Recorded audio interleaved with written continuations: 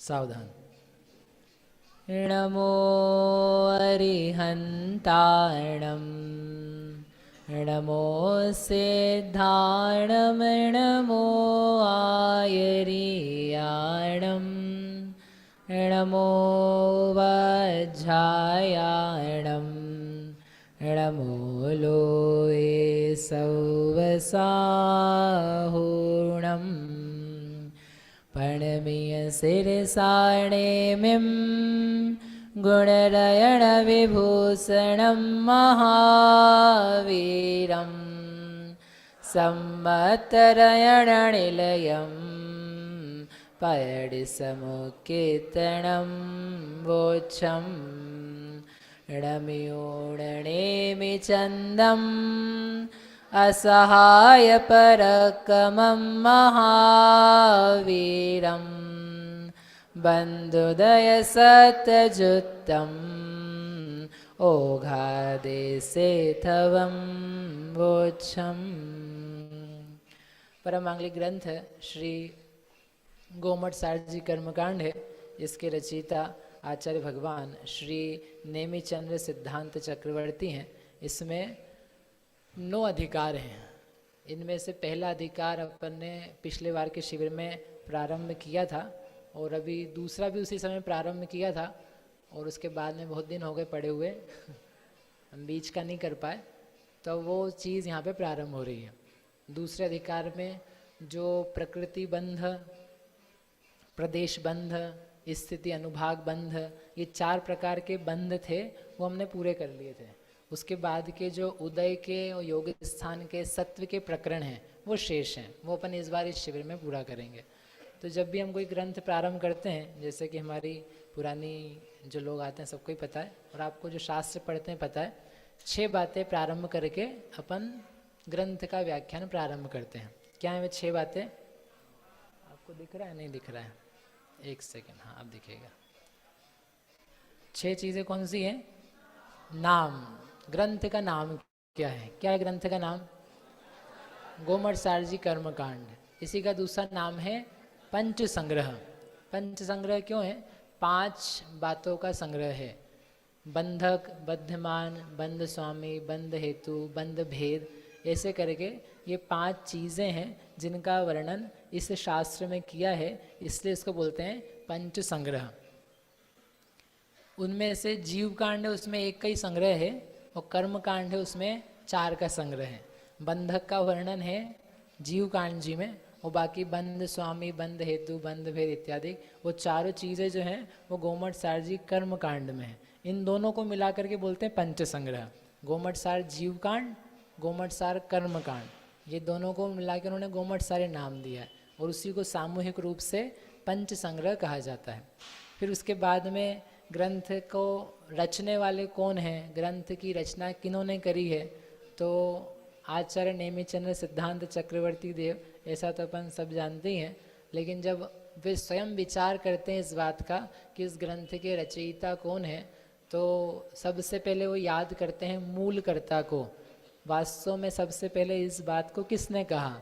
तो उन्होंने कहा जो सर्वज्ञ जिनेश्वर देव हैं वे इस ग्रंथ के मूल करता हैं, क्योंकि उन्हीं के द्वारा निःसृत जो तत्व ज्ञान था वो यहाँ पर प्रकाशित होता है। तो जो सर्वज्ञ अरहंत परमात्मा परंपरा से देखें तो सबसे पहले हुए इस काल में ऋषभदेव, और उन्हीं की परंपरा में होते होते अंतिम तीर्थंकर जिनके शासन काल में हम सभी विराजमान हैं, ऐसे महावीर स्वामी, वे हैं इस ग्रंथ के मूलकर्ता। उत्तरकर्ता कौन है? उत्तरकर्ता के लिए फिर वो कहते हैं जो उस अर्थ करता है, उस दिव्य वाणी वाले, वे हैं गणधर परमेष्ठी। गणधर परमेष्ठी ना होते तो उस अर्थ का व्याख्यान कौन कर सकता था? आप जानते भी हैं 66 दिन तक क्या हुआ था। अपने तो 2 साल तक वो चला।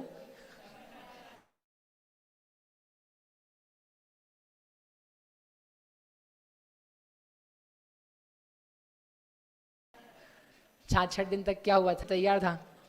आप लोग तैयार नहीं थे। तो दिव्य ध्वनि नहीं हो पाई, तो ऐसे जो अर्थ को झेलने वाले हैं, अर्थ को समझने वाले हैं, वे गणधर वास्तव में इस शास्त्र के सारे व्याख्यान के अर्थ को करने वाले हैं, इसलिए उनको कहते हैं अर्थकर्ता।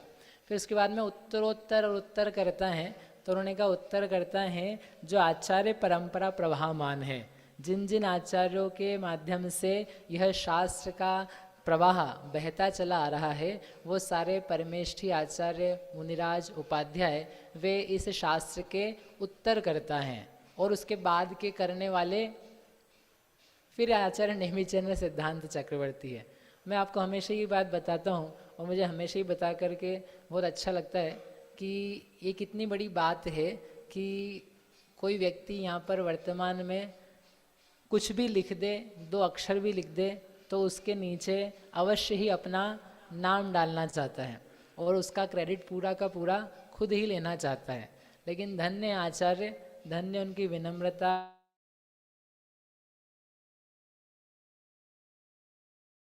नहीं आ रहा है कि हम लिख दें कि हमने लिखा है, बताया होगा उन्होंने, लेकिन इसको अच्छी तरीके से प्रेजेंट करने वाले कौन हैं? वो हम ही हैं। मतलब अपने नाम की कुछ भी उनको गर्व नहीं, अपने आप की इस पर्याय के संबंधित छायाक्षमिक ज्ञानों का भी कुछ अहंकार नहीं, मात्र ये जिनवाणी है, इसको लेकर के उन्होंने भगवान जिनेंद्र को याद रखा। तो उससे सीख मिलती है बारंबार पुनः से याद रखने के लिए हम कौन हैं।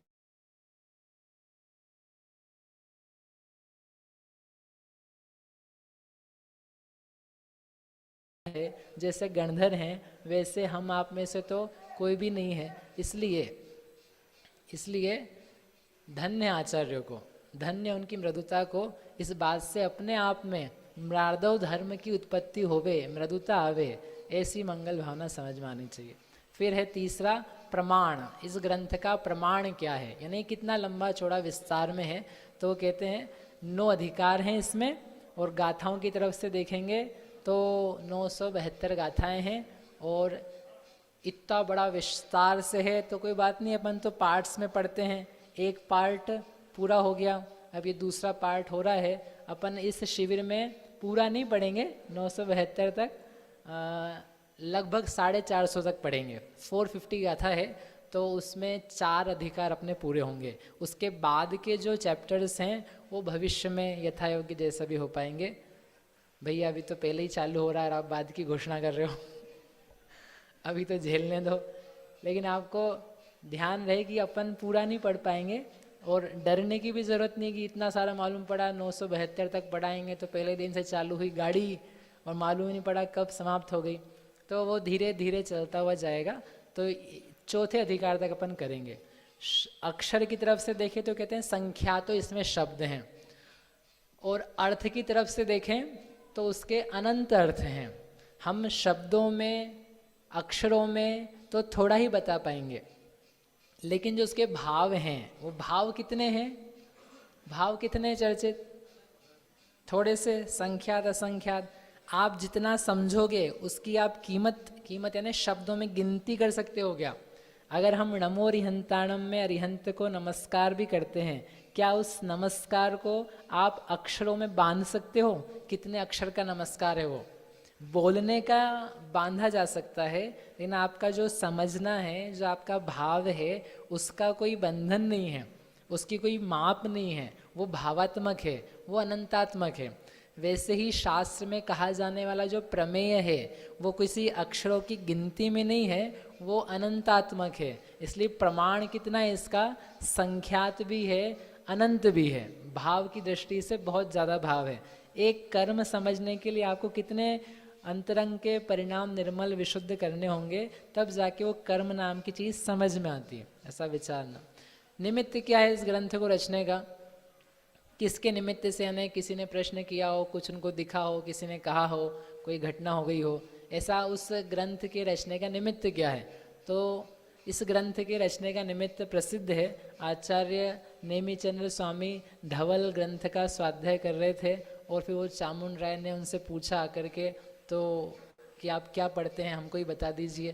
तो उन्होंने कहा आपके लिए बहुत विस्तार में है धवल, यदि आप पढ़ो अपने जीवन में कभी तो आपको समझ में आ जाएगा उन्होंने ऐसा क्यों कहा। कि वो ऐसा क्या है, मतलब उसमें इतना कितना सारा भरा हुआ है। अब ये राजा आदमी है, इसको आना जाना है, युद्ध भी लड़ना है, ये कितना बैठ के पढ़ेगा। बोले भाई आपके लिए नहीं काम का है, आप पढ़ क्या रहे हो महाराज, इतना बता दो। हम पढ़ रहे नाम कर्म के 41 जीव पद। तो उन्होंने कहा नाम कर्म के 41 जीव पद ये क्या होते हैं, ये प्रश्न पूछा उन्होंने। ये पढ़ रहे थे, उन्होंने पूछा ये क्या चीज़ पढ़ रहे हो, शास्त्र धवल है, इसमें क्या है, षटखंडागम में जीव स्थान, बंद स्थान, उदय स्वामित्व, तो ये सब का विचार है। तो फिर अभी क्या पढ़ रहे हो, नाम कर्म के स्थान ये क्या होते हैं। बेटा तुम्हारे समझ में अभी महाराज कुछ तो, लेकिन कृपा करो। तो क्या ठीक है कृपा करते हैं। तो उन्होंने व्याख्यान उनके लिए देना चालू किया। गोमठ शब्द है ना, गोमठ सार, एन उपाध्याय हैं, उन्होंने गोमठ सार की जो व्याख्या प्रस्तावना लिखी है उसमें उन्होंने लिखा है कि गोमठ शब्द का अर्थ है चामुंड राय के लिए भी प्रयोग किया जाता है। चामुंड राय के लिए जो सार लिखा गया उसका नाम है गोमठ सार।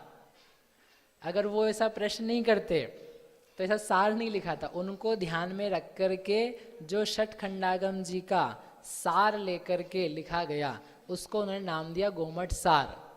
अब वो प्रश्न तो किया था उन्होंने 41 जीव पद का, उसका उत्तर अपने कितने 5 छठा है ना, छठा शिविर है, 5 शिविर तक उसका उत्तर नहीं आया है। प्रश्न किया था और अभी तक 4 साल हो गए हैं, उत्तर नहीं आया है और इस बार भी उत्तर आने वाला नहीं है। वो जो प्रश्न किया था ना अभी उसका उत्तर बाकी है, उसका उत्तर मिलेगा आपको अगले शिविर में, मतलब आएगा 5वें अधिकार में। कहने का मेरा अर्थ इतना सा है कि प्रश्न क्या किया उन्होंने और उसको समझाने के लिए कितना विस्तार, कितनी भूमिका और कितनी आगे की जानकारी की आवश्यकता है, वो सब देख करके उन्होंने अपफ्रंट तत्काल उत्तर देना चालू नहीं कर दिया। इसका मतलब ये है कि किसी को समझाने के लिए आवश्यक क्या क्या है ये जानने की ज़रूरत है। हम कब डिस्कशन चालू करें, हम क्या समझाएं, कितना समझाएं, किसको समझाएं, कहाँ से चालू करना होगा। मेरे पास बहुत सारे बच्चे आते रहते हैं, मतलब माता पिता लेके आते हैं, एक्चुअली बाहर वाले भी लेके आते हैं कि इनको समझाओ ये नास्तिक हैं या ये समझते नहीं है, धर्म नहीं जानते हैं। तो पहले मेरी आदत थी कि मैं जैसे ही कोई आता था तो हाँ ठीक है समझाना चालू, क्या धर्म और क्या ये और क्या वो, भगवान की सत्ता और आत्मा की ब्ला ब्ला ब्ला। फिर मुझे समझ में आया कि तरीका सही नहीं है, ये बिल्कुल गलत है। तरीका ये है कि भाई तुमने क्या पढ़ा है, न्याय शास्त्र की पद्धति, आपकी क्या फिलॉसफी है, आप क्या मानते हो, आपके पास क्या सिद्धांत है, आप क्या पढ़ करके आए हो और जिसके बारे में तुम प्रश्न कर रहे हो उसके बारे में तुम्हें क्या जानकारी है। जानकारी कुछ नहीं है। विज्ञान आपने 20 साल पढ़ा है, विज्ञान को लेके आके बहुत क्या कह सकते हैं नॉलेज है। तुम जिन धर्म के ऊपर, भगवान के ऊपर, सर्वज्ञ के ऊपर, पंच परमेष्ठी के ऊपर, सूरज चांद सितारों के ऊपर and what not other other चीज़ है, उन सब के ऊपर तुम्हारे क्वेश्चंस हैं। ये बताओ कि तुमने इन सब के बारे में पढ़ा कितना है। पढ़ा कुछ नहीं, बस प्रश्न है, हम नहीं कर सकते चर्चा। आपको पहले पढ़ने की ज़रूरत है। फिलॉसफी पढ़ो, फिलॉसफी का अध्ययन करो, फिर आपको उसमें जो प्रश्न हैं, फिर आपका जो विश्वास है वो उसमें क्या गड़बड़ है या क्या प्रश्न हो सकते हैं वो हम कर सकते हैं। नहीं तो बेकार की बातें होती है, टाइम ही खराब होता है आपका भी दूसरे का भी। इसलिए समझाने के पहले कहाँ से समझाना है, अब वो आप समझाओ कि वो खुद समझ करके आए। अनेकांत समझाओ। जिन धर्म का विश्वास करना है, कराना है किसी को, नए लोगों को, नए बच्चों को, सबसे पहले क्या समझाओ उसको, मंथन ऋषभ जी क्या समझाओ, अनेकांत। अनेकांत वो चीज़ है जिसको समझ जाएगा उसको सब समझ में आ जाएगा कि वस्तु बनती कैसी है, साइंस क्या होता है, पदार्थ विज्ञान क्या है। तो आपको आचार्यों की देन समझ में आएगी। तो ये प्रश्न का उत्तर यहाँ से यहाँ तक कितने विस्तार में आया वो समझ में आएगा। समझ में आई बात, कॉन्सेप्ट समझ में आया क्या कहना चाहता हूँ। प्रश्न क्या पूछा था और उत्तर कब मिला। प्रश्न पूछा था 41 जीव पद का, आप पूछते ही प्रश्न और मैं उत्तर दूं आपको 6 साल बाद, तो आप भाग जाओ 6 दिन में ही। भैया कर्मकांड पढ़ने आए, पता नहीं क्या पढ़ा रहे हो आप सुबह से कुछ और ही कथा चल रही, कुछ और नहीं चल रही है, कर्मकांड की चल रही है। कर्मकांड में क्या भाव हो सकता है, हम प्रश्न का कैसा उत्तर कब मिलेगा, उसके लिए कितने धैर्य की आवश्यकता है, धैर्य नाम के गुण का विकास होता है, ये जानकर। समझ में आया? आगे आगे पांचवी चीज है हेतु। प्रयोजन क्या है महाराज लिखने का, आपने किस पर्पज से लिखा है? तो उन्होंने पर्पज दिया है कि साक्षात और परंपरा, प्रत्यक्ष परोक्ष। साक्षात आपको कुछ फल मिल रहा है, आपको आप जैसे जैसे पढ़ते हो तो आपको किसी फल की प्राप्ति होती है क्या? अरे हाँ तो बोलो, आप लोगों को याद नहीं है क्या? क्या याद है?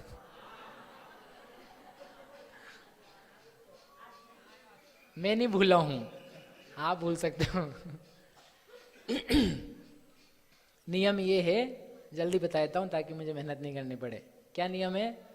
हाँ बोलना है आपको, ठीक है? जब भी मैं आपसे पूछूं तो आपको क्या बोलना है? हाँ बोलना है। समझ में आया?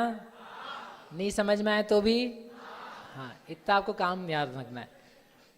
आपको क्या फ़ायदा होगा मैं आपको बाद में बताऊंगा, लोग पुराने लोगों को पता है, और नहीं तो बाद में बता दूंगा। तो हेतु क्या है? तो आपको कुछ फल मिल रहा है कि नहीं? क्या फल मिल रहा है भाई? अज्ञान निवृत्ति, तत्काल मिलने वाला फल, प्रत्यक्ष, वहीं के वहीं। जैसे जैसे पढ़ा जाता है, एक एक अक्षर श्रवण किया जाता है, वैसे वैसे तत्संबंधी अज्ञान, तत्संबंधी ज्ञानावरण का क्षयोपशम वो उघड़ता जाता है। आपका उपयोग उसमें लगा, आपने इतने ही जाना शास्त्र का नाम पंच संग्रह है, 5 बातें होती है कुछ, इतने ही जान लिया जो पहले नहीं जानते थे, वो तत्काल अज्ञान चला गया, तत्संबंधी वर्गणा घट गई। ऐसे ही हम जितने शब्द पढ़ते जाएंगे, जितना वाचन करते जाएंगे, तत्संबंधी अज्ञान दूर होता जाता है। परोक्ष फल क्या होता है? कर्म की निर्जरा वगैरह भी तत्काल के फल होने वाले हैं, मैं विस्तार में नहीं जा रहा हूँ। परोक्ष फल क्या है? अभ्युदय निःश्रेयस की प्राप्ति। अभ्युदय यानी लोक में सुख संपत्ति की प्राप्ति, इंद्र आदि की, चक्रवर्ती आदि संपदा की प्राप्ति, उसे बोलते हैं अभ्युदय सुख। और निःश्रेयस जो मोक्ष संबंधित निर्वाण श्री है, उस सुख की प्राप्ति वह इस शास्त्र के पढ़ने का, समझने का, अध्ययन करने का हेतु है। हेतु ने प्रयोजन है। ये 2 आपके सामने हेतु रहने चाहिए। मेरा अज्ञान दूर हो, मुझे सुख की प्राप्ति हो, मेरे कर्म की निर्जरा हो, और मैं अपनी आत्मा को जान पाऊँ, समझ पाऊँ, इतने पर्पस के साथ में उन्होंने शास्त्र रचा है। अंतिम है मंगल। मंगल जिसमें हमने मंगलाचरण किया, श्री नेमिनाथ भगवान को नमस्कार किया और प्रतिज्ञा करी कि हम इस अधिकार को कहेंगे।